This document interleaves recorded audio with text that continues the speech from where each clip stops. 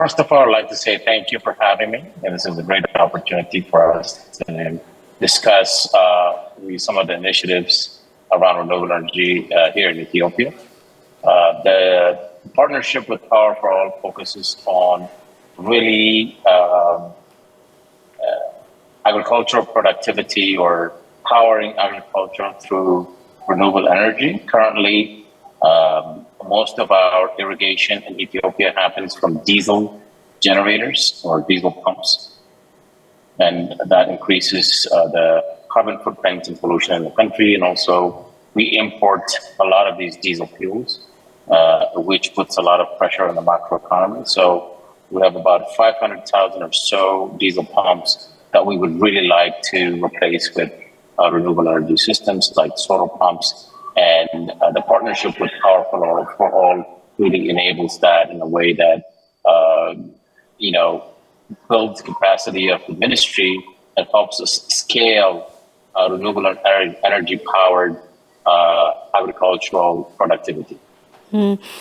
And just to give a sense to our viewers, I believe Ethiopia's economy is dependent on agriculture, which accounts for about 40% of GDP. So that's 80% of exports from what you're saying, and an estimated 75% of the country's workforce. So how is it going to capacitate them, especially, we've been talking about climate change, we're talking about the energy crisis on the continent. So a huge amount of croplands must be impacted by these factors. Yeah, absolutely. So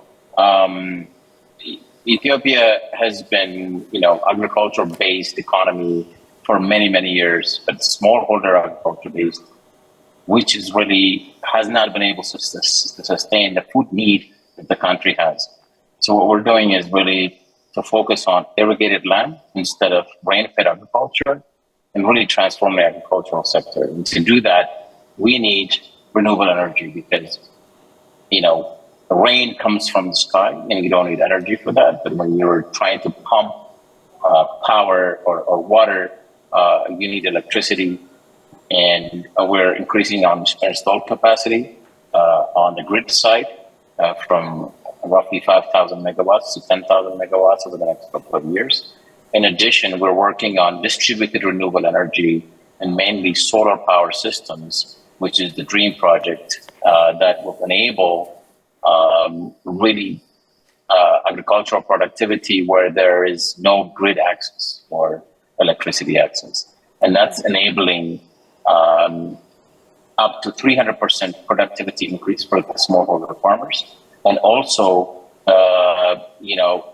it's really empowering large-scale irrigation, large-scale farming that could really change the economic and the macroeconomic situation in the country.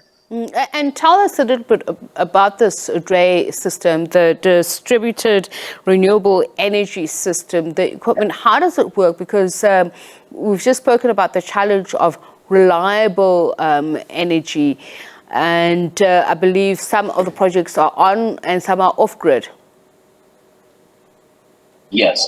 So distributed renewable energy is an off-grid system that is specifically targeted for a community and a specific productive use. We've conducted a very thorough study over the last couple of years where we identified really irrigation to be the most commercially viable and scalable productive use, given that 85% of our workforce, or 75% of our workforce, 80% of our export is agricultural dependent. We wanted to go after the low-hanging fruits. So our focus is to really enable or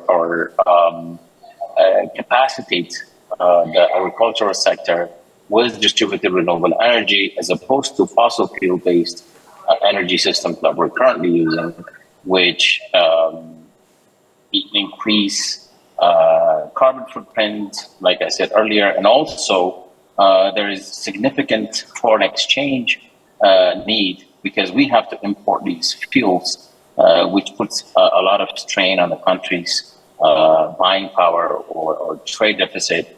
So, the distributed renewable energy has a very significant impact not only in the agricultural sector, but also downstream on agricultural value chains like agro-processing, so on and so forth. So the aim is to have these off-grid systems that will mainly power irrigation systems and agro-processing systems, and also leverage that to subsidize electricity access to the community. We're going to be powering, for example, like the community, healthcare centers, educational facilities, so on and so forth. So it's a really transformational initiative that we started 2 years ago, and now it's coming to fruition. Research and development, innovation at the center of some of the solutions that, for instance, the South African team is taking to COP27. I'm just wondering, what have you found from your own best practice, or what you learned from international best practice in terms of what is climate resilient? Just these solutions that you are coming up with. I believe you're looking at technologically advanced irrigation schemes.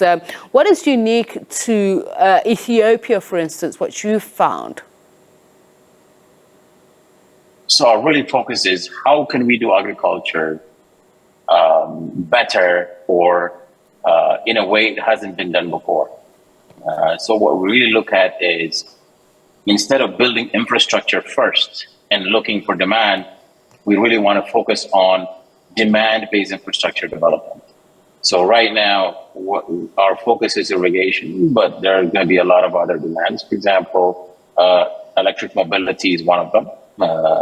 If we can electrify based on renewable energy, I think it'll give us a lot of leverage, especially for a country like Ethiopia, where our national grid, it's almost 100% renewable energy. We have hydro, wind, and we're working on solar and geothermal. We have all four renewable energy-based, power systems that can really catalyze, really fully 100% climate resilient systems. So what we're thinking about is, instead of developing infrastructure first and looking for demand, we're actually thinking about a paradigm shift in development, where we first look at demand like irrigation, agricultural productivity, agro-processing, and then we leverage that to build infrastructure around it, and then have communities developed around it, like other infrastructures for like healthcare centers, educational facilities, communities built around this economic engine we call value chain.